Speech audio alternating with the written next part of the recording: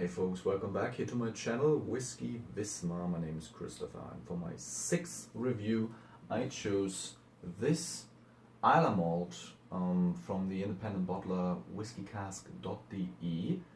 It's an undisclosed distillery, so mystery malt, all you know is the region. It's from Islay, it was matured in a sherry cask and comes in at a whooping 54.8% alcohol by volume. Matured in a sherry cask, as I said, no colorant added, not chill filtered, and yeah, at the end of this review I might hazard a guess what this distillery could be, as in my opinion there are a few tiny indications, but more on that in a bit.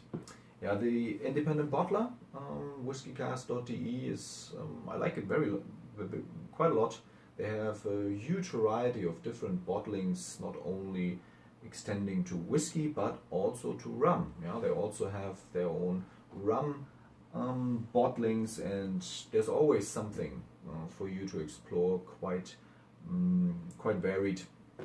A whole range of different flavors, and when it comes to whiskeys and rums, different distilleries, different regions. So highly recommended. So if you can, and you're located somewhere close here in Europe, then check out their website. Now, for this whiskey, it is my first Peat Bog. It's actually a bottling series, and the last one, at least that I know of, was matured in a Guyana rum cask. So smoker and a rum cask, also quite interesting. There were bourbon casks before, also sherry casks in recent times, but this one now from 2018, the newest one, comes from a sherry cask. Single cask bottling, but as I said, you don't know the distillery, you don't know how many bottles, what type of sherry, it's all a mystery. Now, let's see how the nose and palate fares. I'll try to dilute it with a little bit of water as well, give you a mark, and then afterwards guess, at least speculate what distillery this could be. So now on the nose.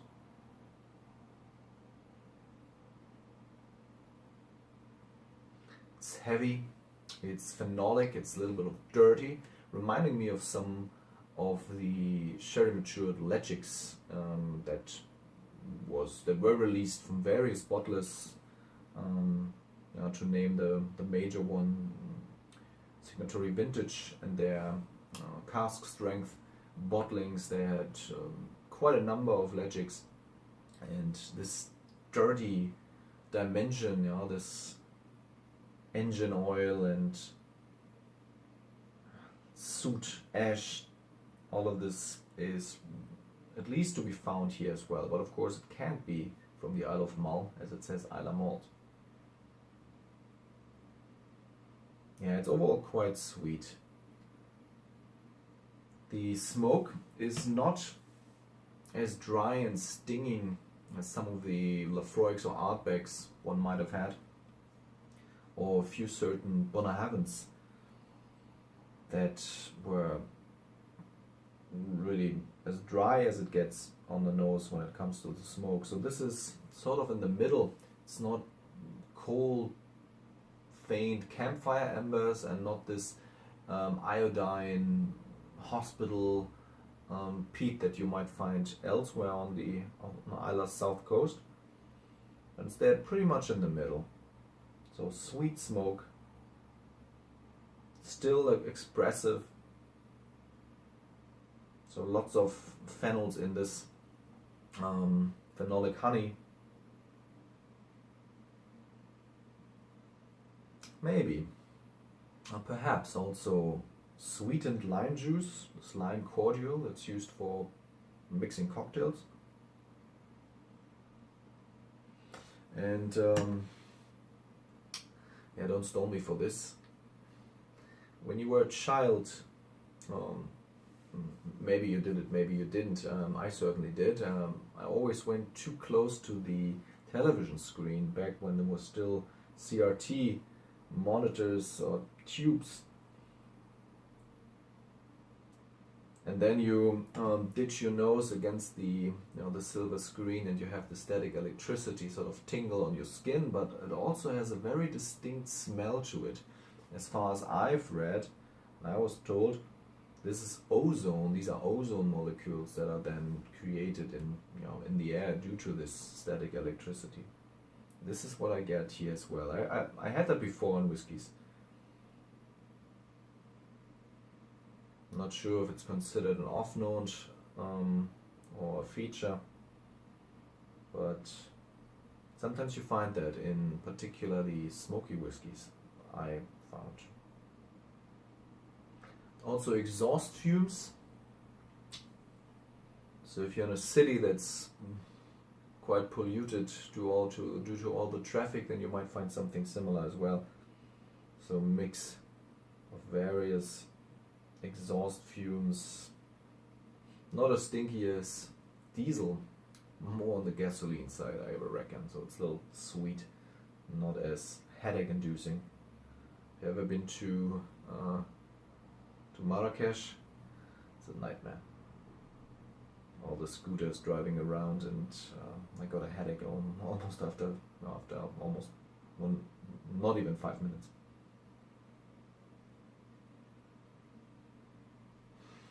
Quite a nice nose. There are also meaty components to it, meaty aromas.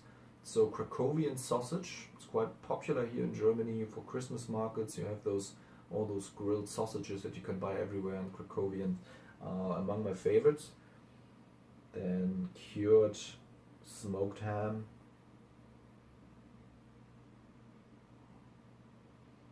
A little bit of eucalyptus and some dried fruit with some imagination. So it's all buried among or beneath all the smoke and oak. Now, let's see how it fares on the palate.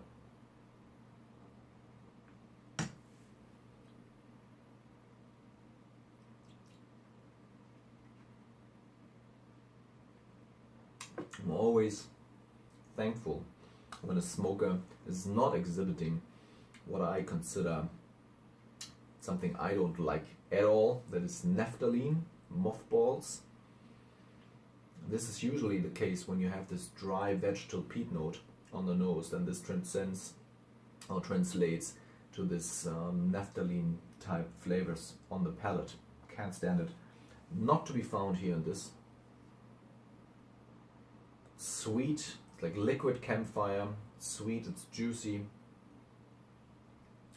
Date paste, phenolic honey, licorice. Now, let's have it with a little bit of water. I found, as you see, fill level is going down. This one swims particularly well.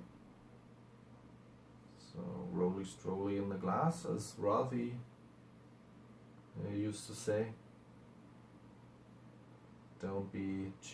Don't agitate the whiskey too much. When I see somebody shaking the whiskey, you might need to let it sit then for a few minutes to re-exert itself and all the flavors. So I'm definitely with Ralphie in that regard. So as I said, it swims very well. You can take lots of water, so you can extend the shelf life of this bottle by quite a bit, as it has almost 55% ABV. Now the nose is still there, everything is still present. The dirt, the phenolic honey, the exhaust fumes, all the smoked meats.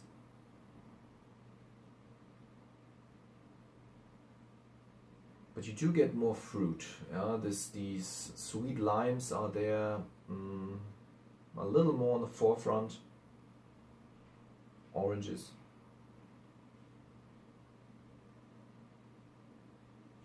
A little bit of salt as well. Forgot to mention it earlier. It has this coastal component to it.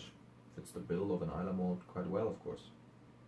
So now let's see how it does on the palate with some water.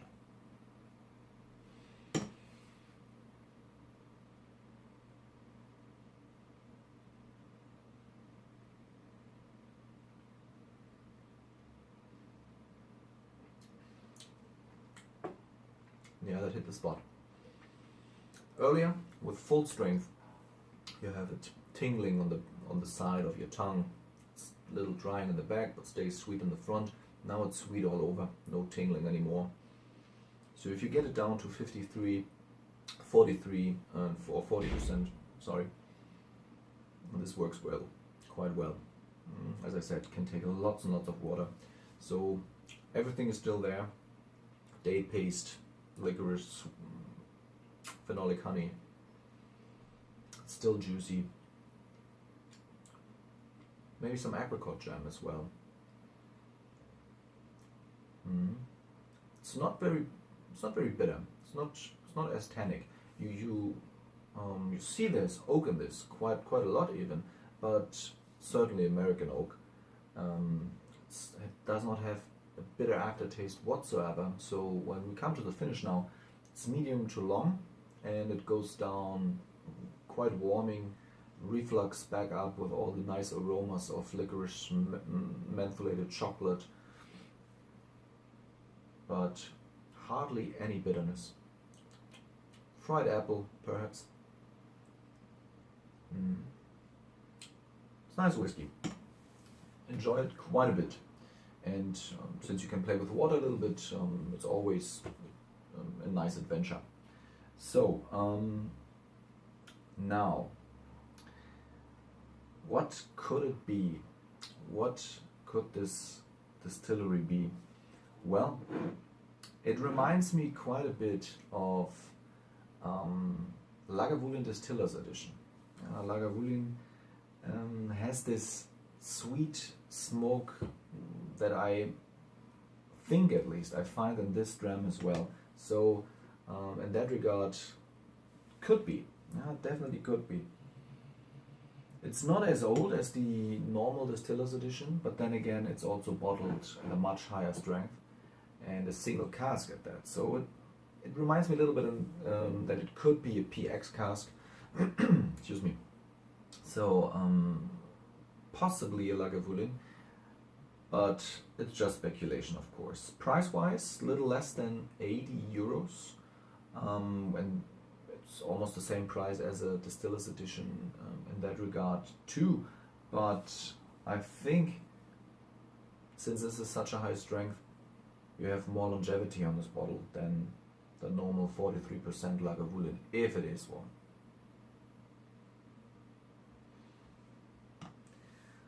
It's a nice malt. Definitely recommend it.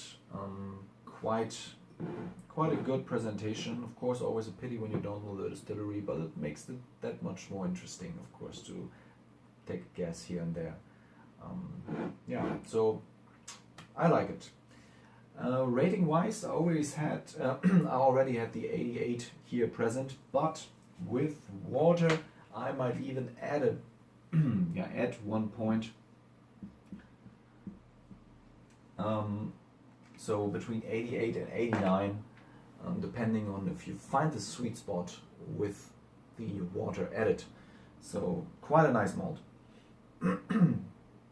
And highly recommend it. So let me know if you had some malts from this independent bottler, or maybe what's your opinion on this. Leave me a like, a comment, or subscribe, and then I'll see you again next time. Then goodbye.